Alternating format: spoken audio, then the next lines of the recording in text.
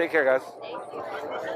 How you doing? God bless you, my dear sister. Tell me a little bit more about this, because I grew up in a Christian household. Okay.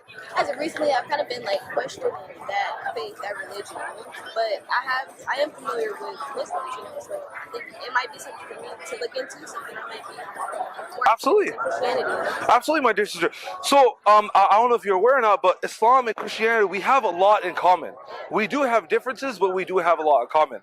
For instance, the commonalities we have, right? We believe in Adam. We believe in all the same prophets, right? Just the storyline is a little bit different. Do you mind if I explain to you how they're different, if that's okay with you? For instance, if you read the Old Testament, you see the story of Lot. I don't know, are you educated on the Bible or not really? Okay, cool. So if you look at the story of Lot, right? You see the story of Lot, right? He was the one who was sent to Sodom and Gomorrah. Right, so in the story of Lot, you see that Lot was known as a righteous man, right? Beloved God. And then if as the story continues, then Lot ends up getting drunk and he ends up committing adultery with his daughters, right? And impregnating him, right? Impregnating them.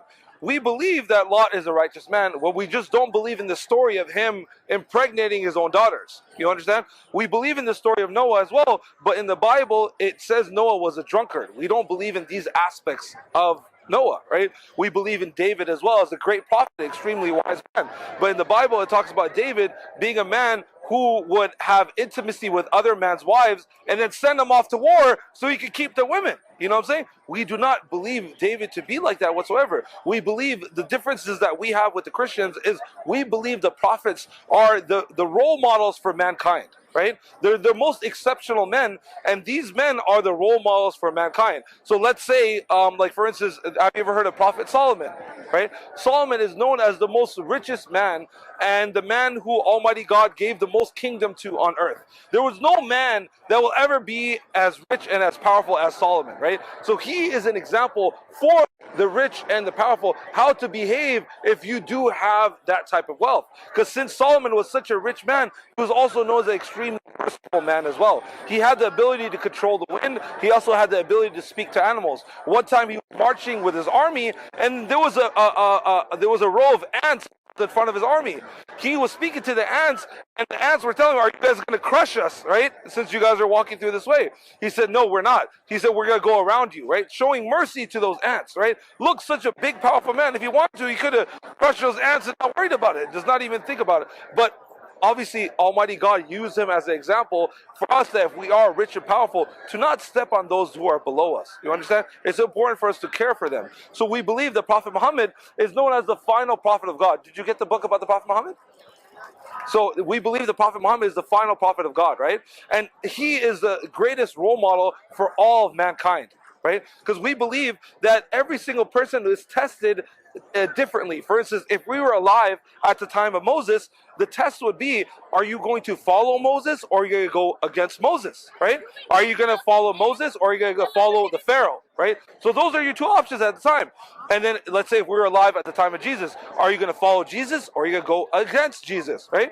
So now we're living in a time of Prophet Muhammad, right? So now you have a choice, my dear sister. Are you going to go along with the prophet of your time and listen to the prophet of your time, or are you going to go against the prophet of your time? Almighty God has given you the free will to make that decision. So you choose as you please. Our job is simply to equip you guys with the knowledge in order for you guys to make the best decision possible for yourselves.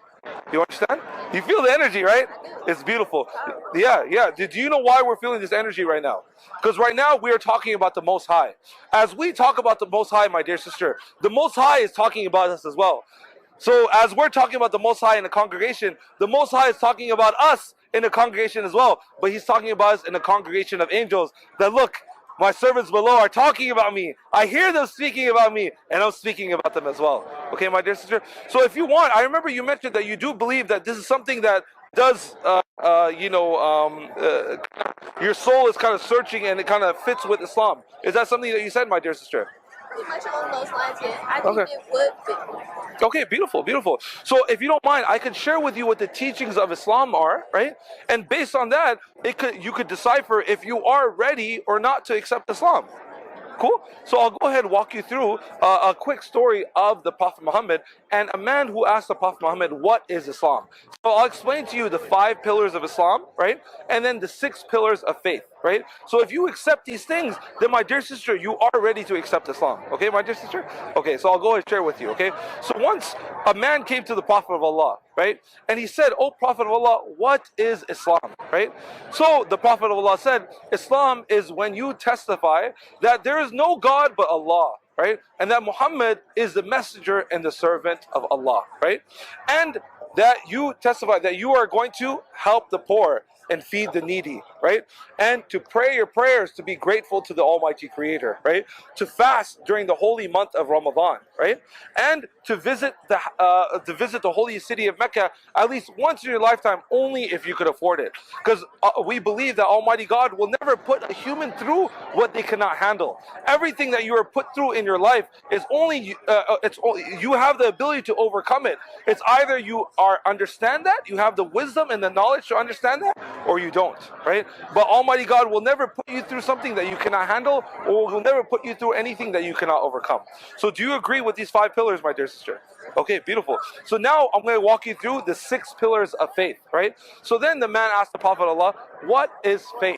The Prophet of Allah said that faith is when you believe in Allah, you believe in His angels, you believe in His revelations, right? You believe in His messengers, right? You believe in the last day, when you will have a meeting with your Creator, the being that created you, and also the being that you will return to once again, right? And then the final one is divine destiny, meaning that everything happens is through the permission of God, and that we don't believe in accidents, including this meeting today. Do you agree with that as well, my dear sister? Well, you are ready to accept Islam, my dear sister. Would you like to become a Muslim?